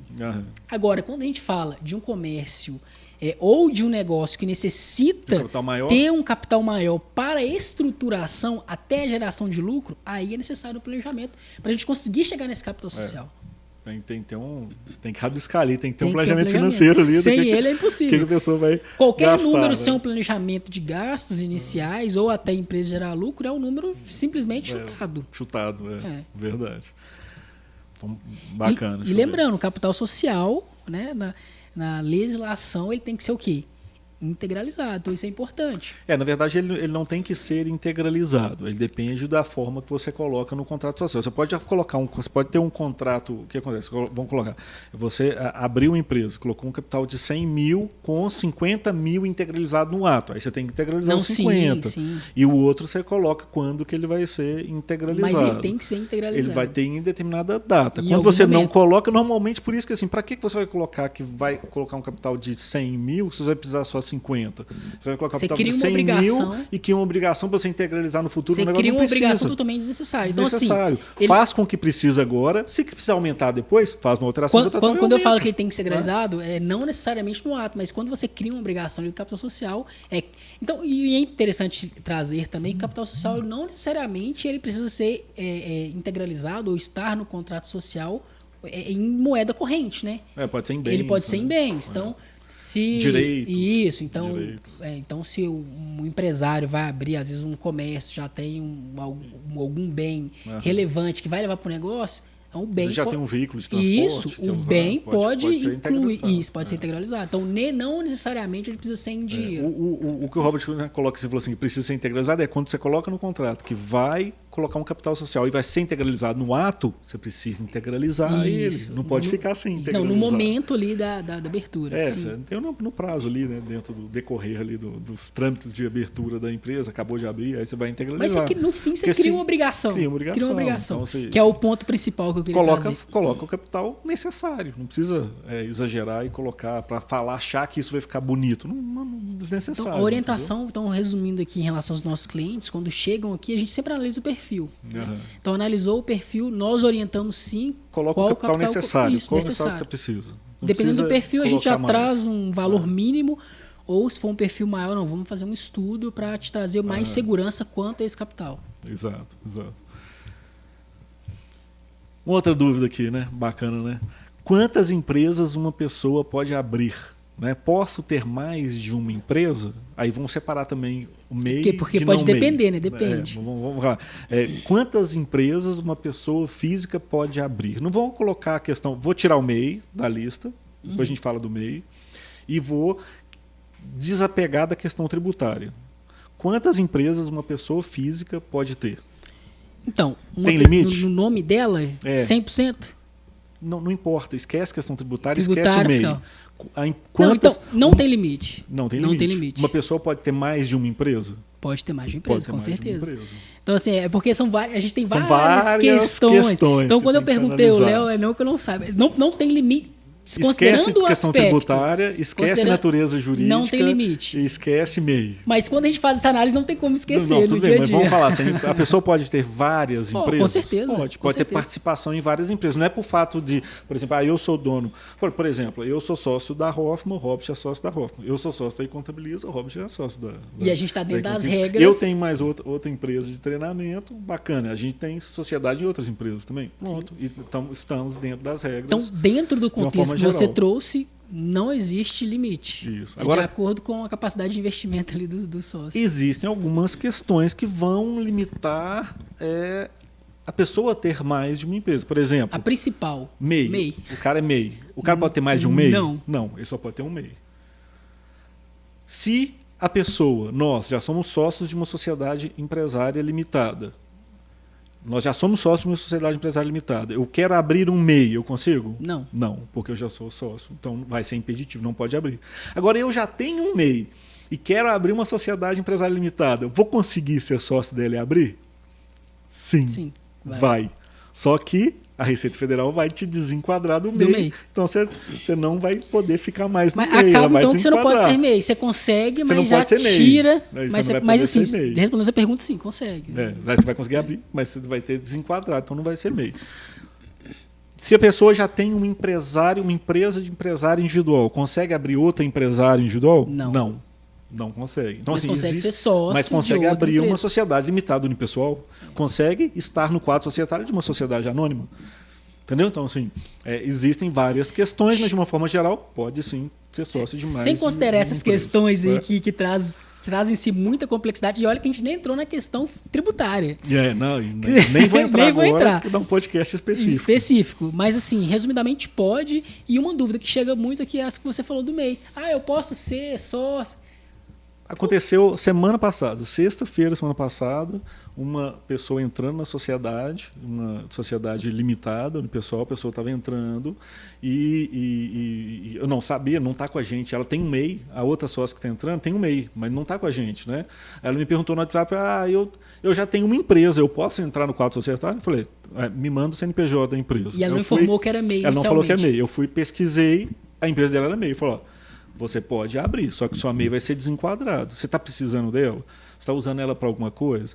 Não, eu posso baixar, não está. Então, beleza. Antes de concretizar aqui, vamos fazer a baixa do seu MEI. Essa é uma dúvida que chega regularmente. Então, e é importante, porque olha como é importante estar conversando com o seu contador, conversar com o seu contador sobre isso, mostrar, trazer as informações, né?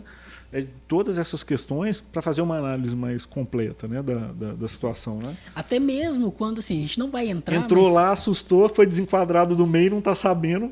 já está no Simples Nacional e até não está fazendo as declarações. E assim, a gente não vai entrar especificamente na questão tributária, mas essa análise, quando um empresário tem, às vezes, 2 ou 3 participações de empresas relevantes, quer começar o seu próprio negócio de uma empresa tributada ali no Simples Nacional e não sabe as regras e não tem... Pode gerar, assim, um prejuízo muito grande. Porque né? pode haver a limitação dele ser uma empresa no Simples Nacional, dependendo dos percentuais. Então, né, assim, são questões que, sem uma conversa com um especialista, não é possível, ou até é possível com muito estudo e com muito...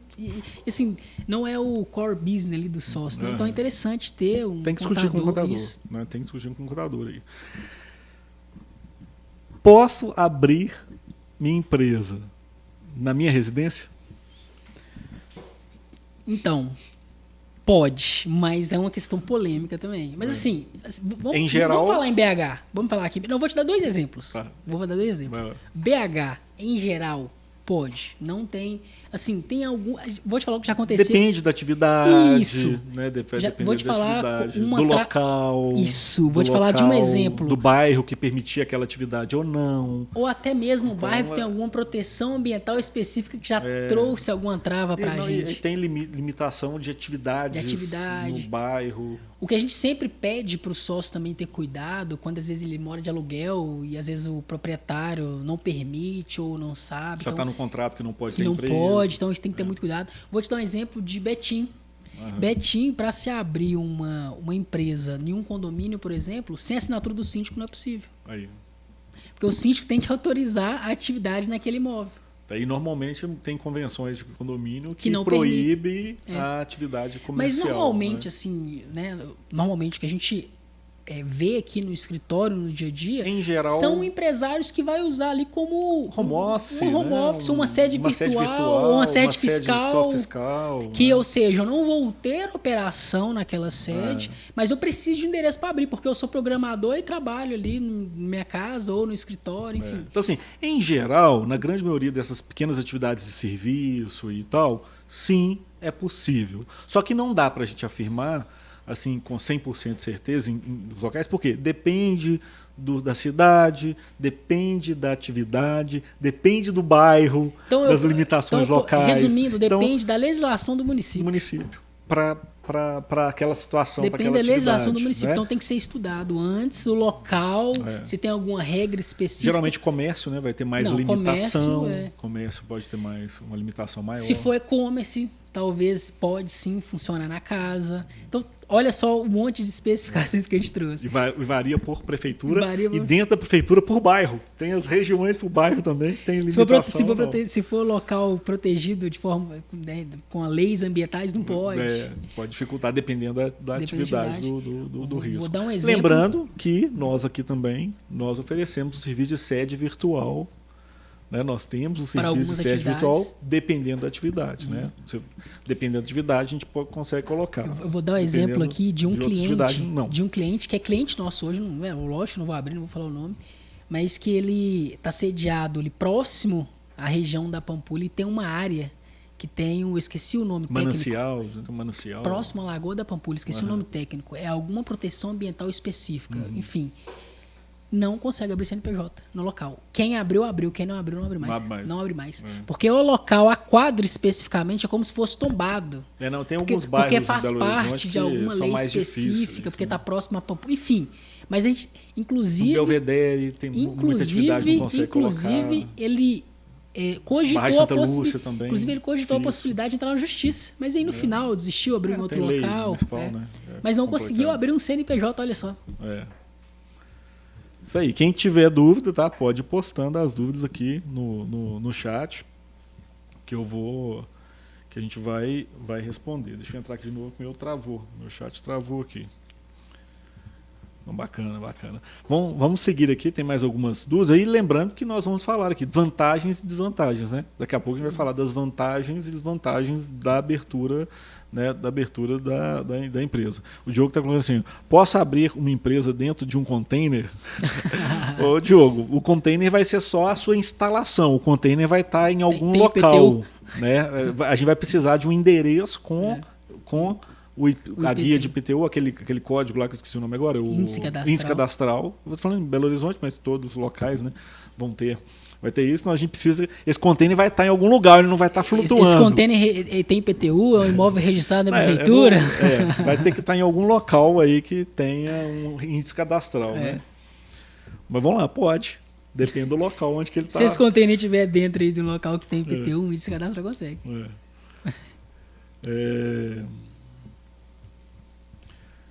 Então vamos lá, o que a gente relacionou aqui? Ok. Dá uma dúvida, né, que quando a pessoa vai abrir a empresa, né, a pessoa está trabalhando ali como CPE, com pessoa física, autônomo. Então, o autônomo, vamos colocar assim, vamos citar uma atividade que a pessoa trabalha como autônomo, normalmente. Vamos pensar aqui. Tem várias. Um médico. Pode ser, um médico. Tem vários. Vamos fazer um profissional liberal? Vamos falar não fala do profissional liberal, não. Vamos pegar aqui um próprio despachante. Vou pegar um aqui que o pessoal trabalha muito com pessoa física, que é um representante comercial. Representante comercial. Tem muita gente que trabalha, né? Hoje o pessoal está abrindo empresa, está vendo que é vantagem, né? Mas com representante comercial, pessoa física, está lá pagando 27,5% de imposto de renda de fora o INSS sobre a pessoa renda. Física, o INSS, né? Sobre isso a aí. renda que tem o limite do teto. Às vezes cadastrado na prefeitura como um autônomo, ainda paga trimestralmente em Belo Horizonte o ISS trimestral. Né? E aí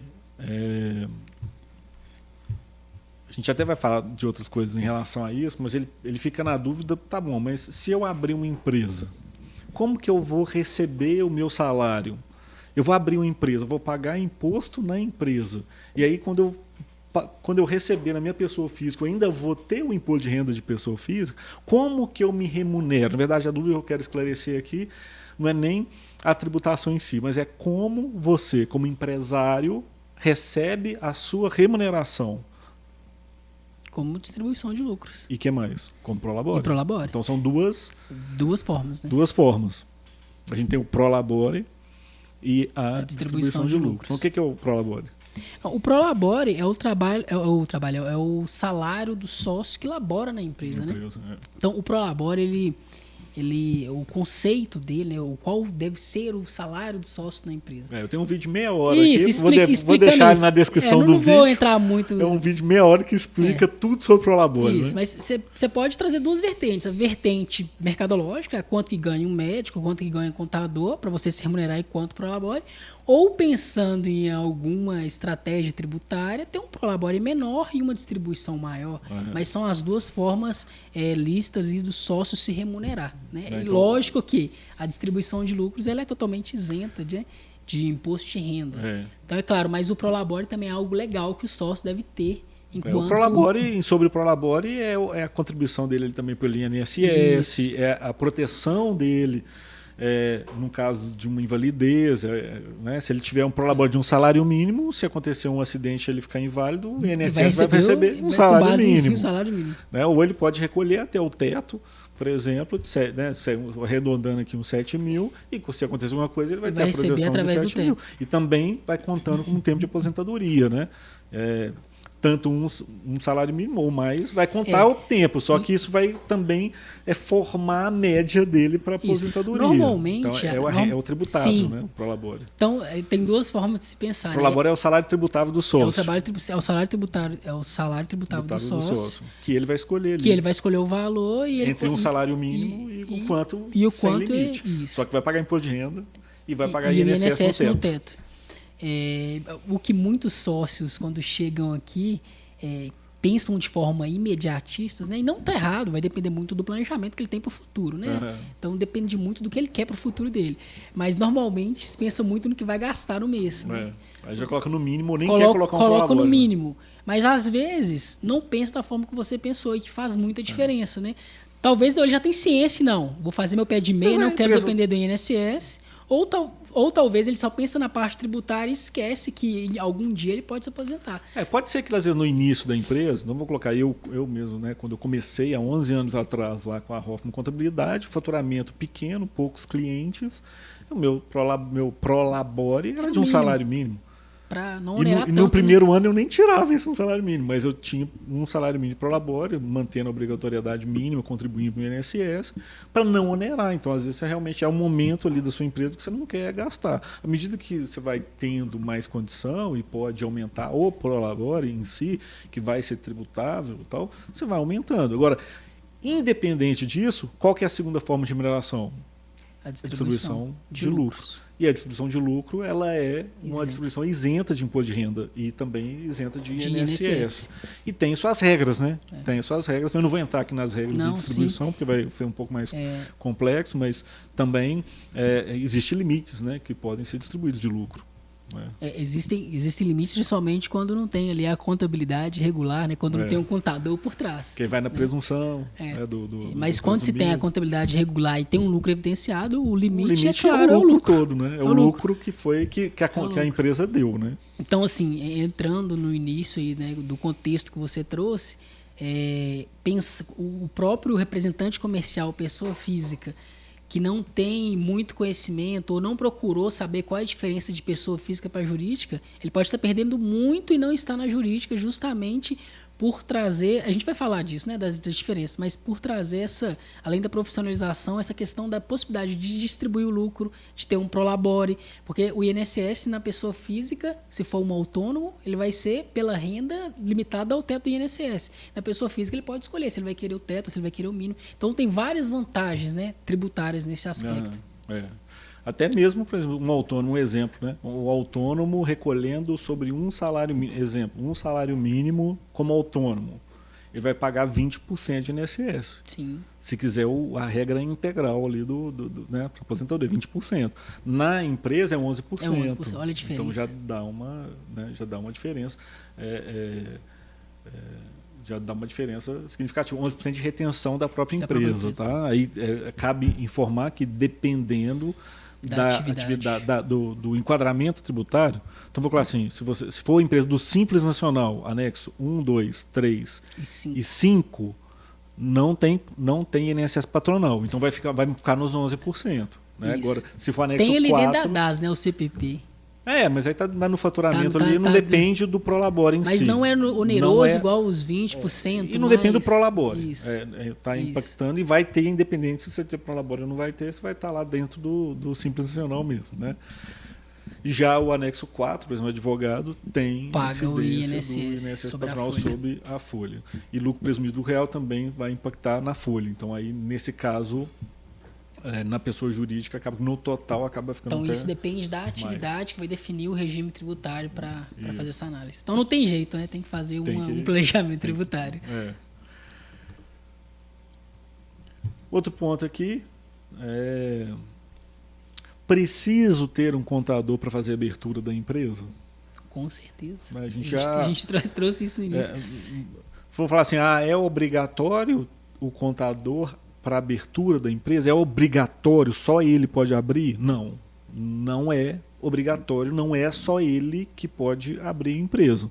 Então não tem essa obrigatoriedade de ser ele. Mas você precisa dele para abrir? Precisa. Olha o tanto de questões complexas que a gente está discutindo aqui. Quem é que vai saber lidar com todas essas diversidades, orientar o cliente, orientar o empresário em relação a todas essas questões? E tem um aspecto importante dessa questão de obrigação ou não do contador, que quando você abre e tem uma inscrição estadual, quando passa pelo Estado, você precisa indicar não passa sem uma contabilidade. O contador responsável. Então, assim, para uma empresa de serviço, você até consegue abrir. E eu vou te falar, para uma empresa de serviço, dependendo da... Mas aqui, estou lembrando aqui, quando a gente vai fazer as empresas, a gente tem que na Receita Federal apontar o nome do contador. Apontar, já aponta. Então, assim, nesse ponto, né, se a gente parar a pensar, você vai ter que ter um contador aí responsável no CNPJ. Eu consigo abrir sem ele? Você vai conseguir, mas vai ter que apontar. Você vai precisar. Vai precisar. Então precisa. Então precisa. Você consegue abrir sem, foi o que você respondeu, você consegue abrir sem. Mas principalmente ali para o âmbito estadual, não passa de jeito nenhum sem um contador ou um escritório de contabilidade responsável. No caso do MEI passa, né? O MEI ele mesmo consegue abrir. Não, sim. Né? Eu queria desapegar. Aqui eu estou desconsiderando o MEI. Eu queria desapegar aqui a questão do precisar da obrigatoriedade curiosidade, né? Mas se a gente parar para pensar aqui, como até na indicação lá no processo de abertura, você tem que indicar a contabilidade responsável. Poxa, não Você tem tem como. um contador. Tem que ter. Além de ser necessário para orientação, você vai precisar. E até porque você trouxe um ponto importantíssimo. Eu trouxe a questão de quando se tem uma inscrição estadual, já é no próprio processo você informa. Mas para a Receita Federal, existe um evento específico, que a gente não vai aqui falar de eventos, mas existe um evento específico de cadastro contador ou troca de contador. Inclusive, a gente teve uma situação específica até para um condomínio, olha só. Por um condomínio, a gente precisou trocar responsabilidade frente à Receita Federal, que eram os nossos contadores. Então, assim, até para uma empresa que não tem fins lucrativos. Né? Então, assim... Não precisa, né? Para o processo, para o processo, não assim... Não precisa. Não precisa. Não, precisa, porque tem um nome lá, você vai usar um nome... Caso você tenha algum... Você vai usar, não pode usar ao Léo. Aleatório. Não, sim. Se você for usar, você tem que ser no mínimo contador alguém que você conheça. Né? E na Receita Estadual, ali, obrigatório. Não passa sem. Essa indicação do contador responsável.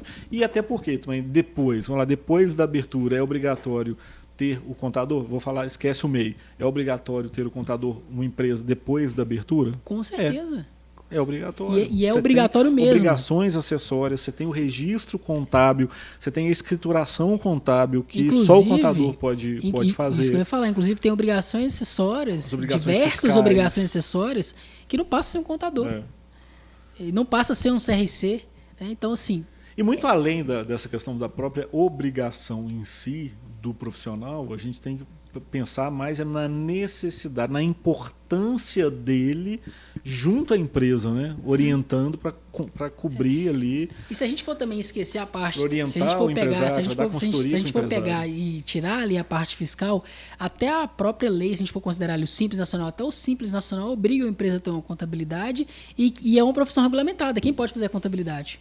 O contador. Porque você tem no mínimo no livro caixa, né? E quem é um profissional habilitado com profissão regulamentada?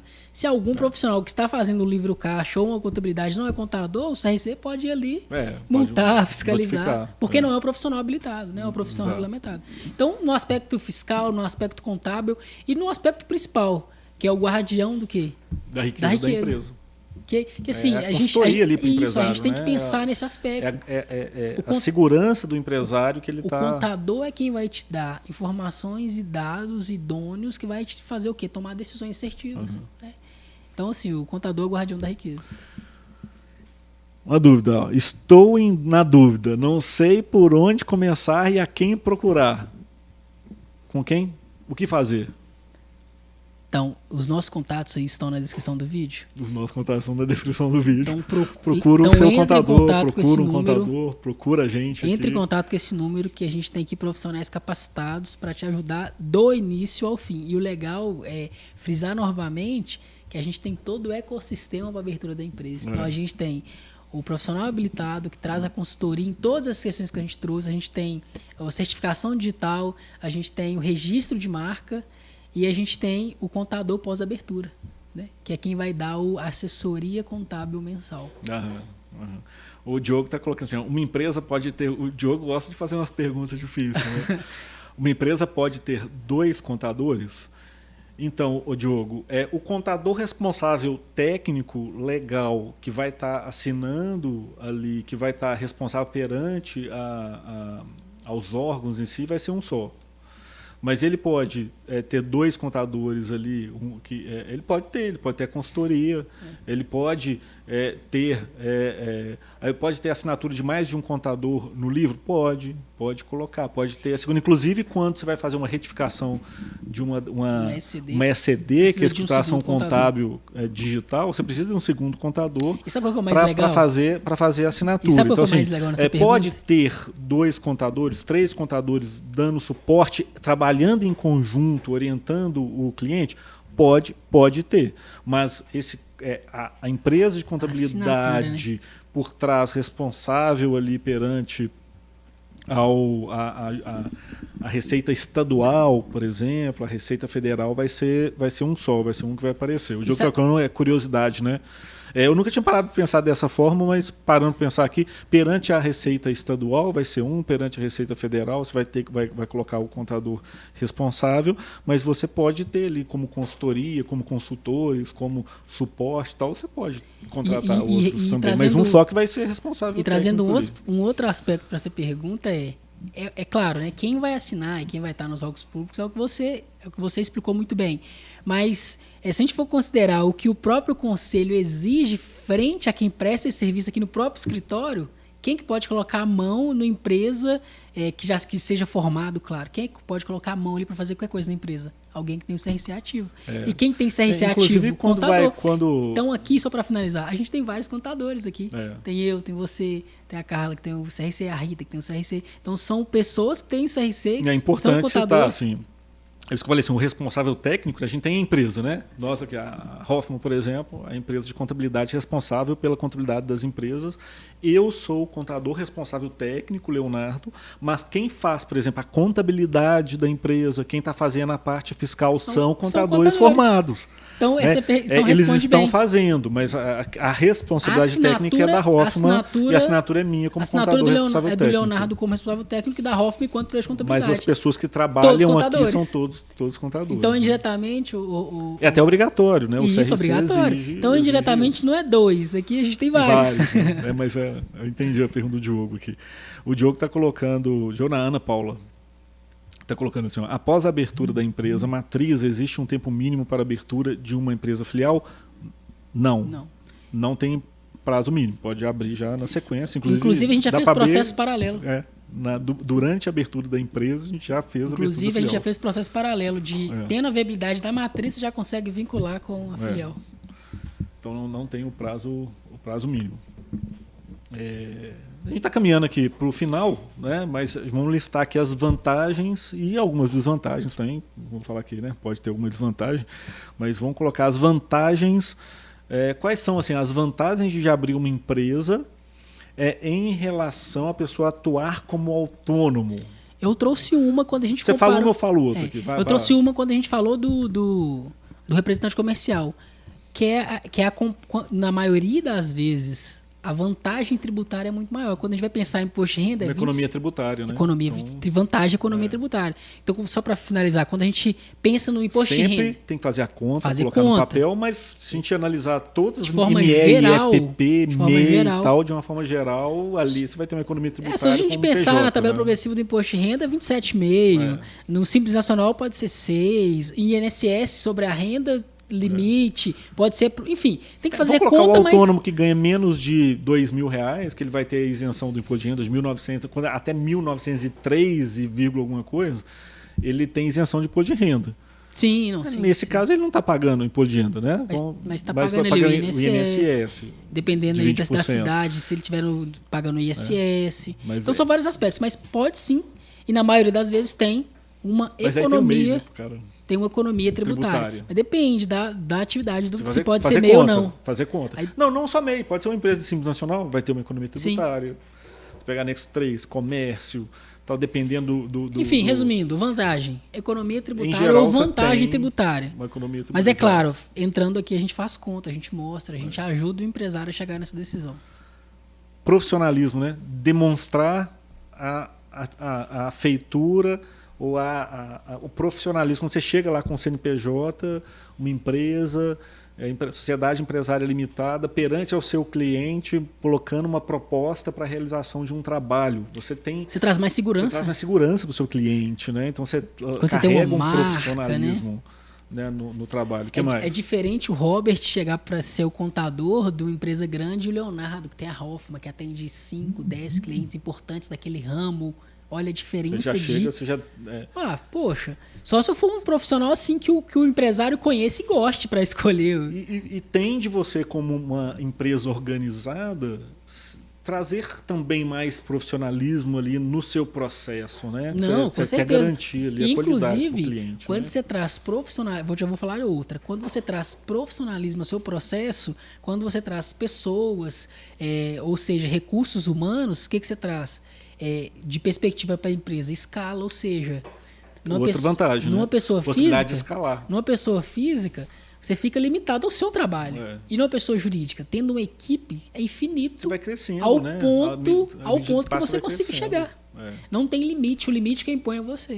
Então você então, tem a possibilidade potencialização de escala em relação a faturamento. Não fica limitado, né? Não só faturamento, mas todo ecossistema, né, de pessoas, que a empresa ela não gera dinheiro só para o sócio, né? Gera para pessoas. Enfim, é aquilo que a gente falou no início. Aí você fala, mas você pode contratar também na pessoa física. Ah, pode, mas não é a mesma coisa. Você não vai ter essa organização, você vai misturar a sua pessoa física, pessoa jurídica. Então você é muito mais organizado, que a gente falou, teoria da firma, né?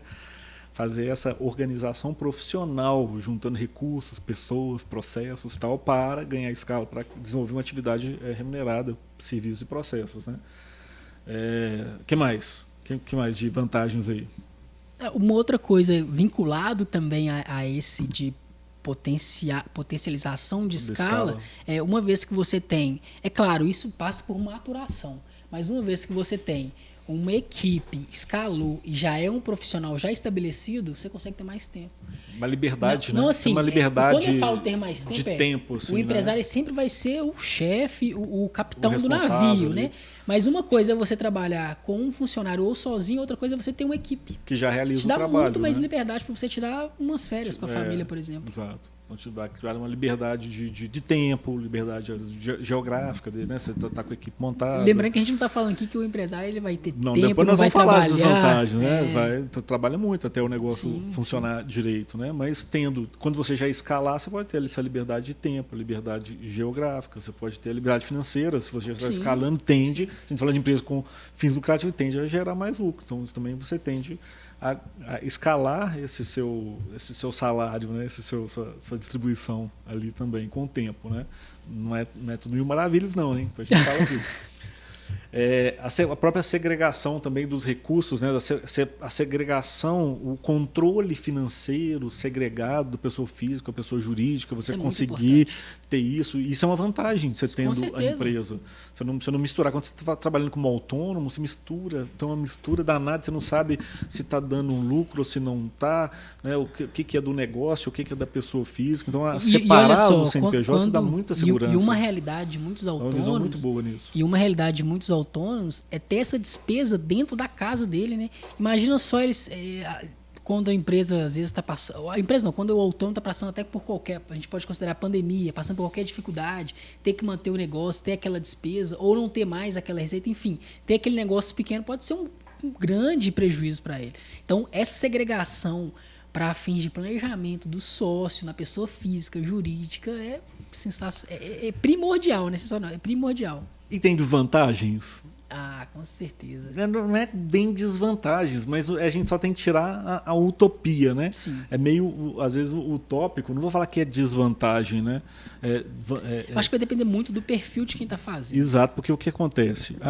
Então ser empresário é tudo mil maravilhas? Não é.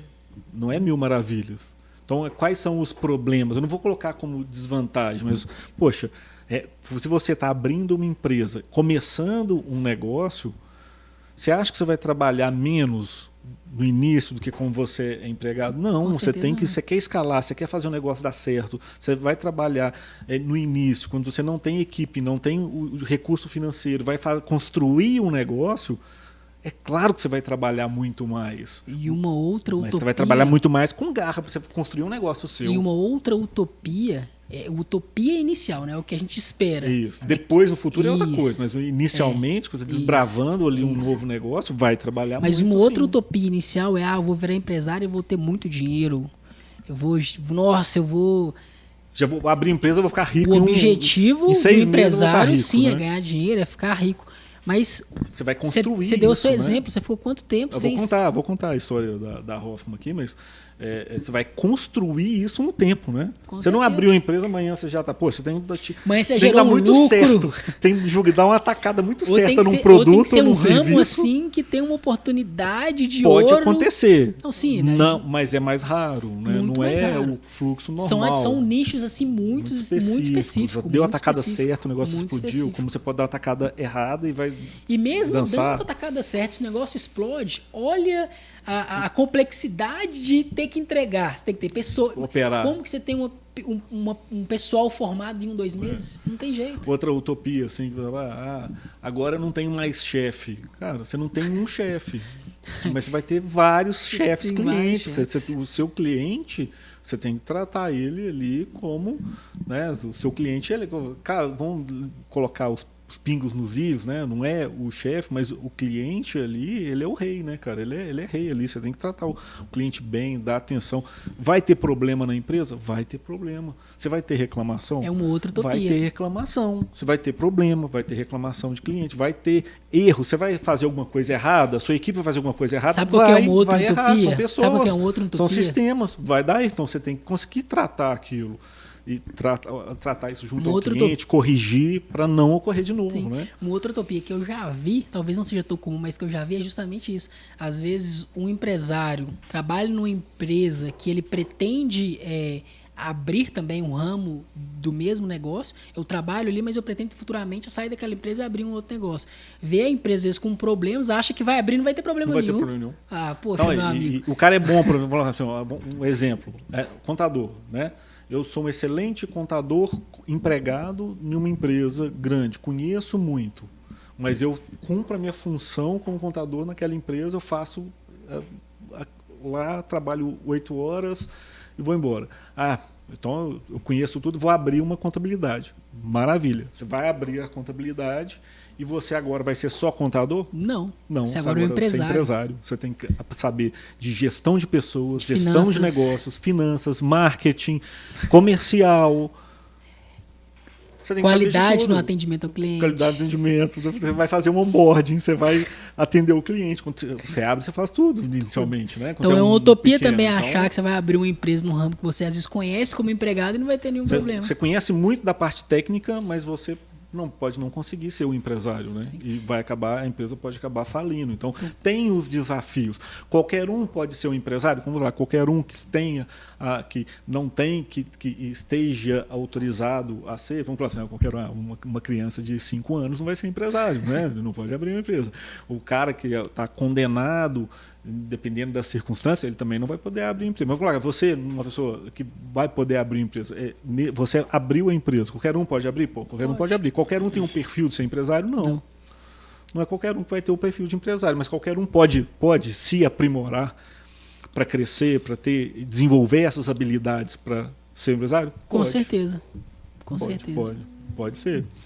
Né? Então, a gente não pode gourmetizar, né? A gente pode trazer flores e brilhos que vai contar um pouquinho, né? Coisa breve aqui, a gente tá caminhando para o final, vou ler aqui os comentários, mas contar um pouquinho aqui da Hoffman, né? Então, eu abri aqui a primeira empresa, que é a Hoffman Contabilidade e Gestão, há 11 anos atrás, inclusive em agosto, né? A gente fez 11 anos. E eu, quando fiz a abertura da empresa, essa ideia de abrir, né, uma empresa de contabilidade já era de 10 anos antes, ou mais, era de 2004. Nossa. Eu abri em 2011. A ideia de fazer a abertura da empresa já era de 2004.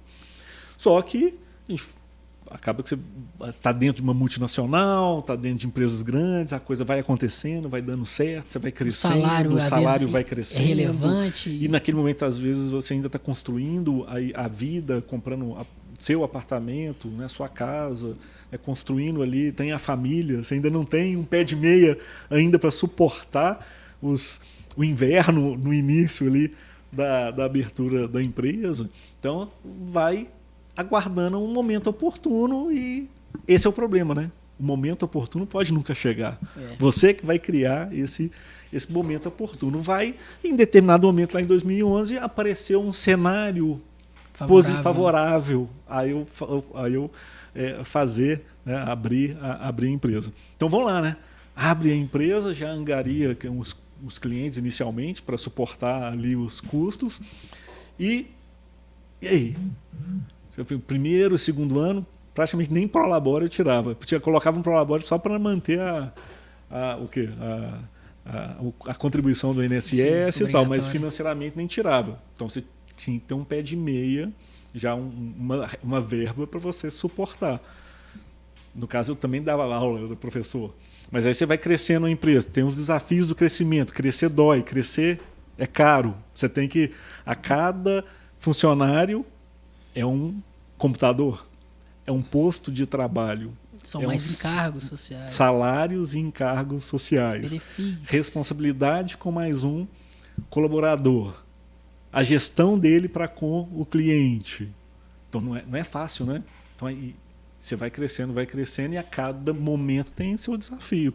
Então vai chegar um ponto que aí a empresa já está estabelecida, você tem os funcionários, né? Você tem os colaboradores executando a tarefa.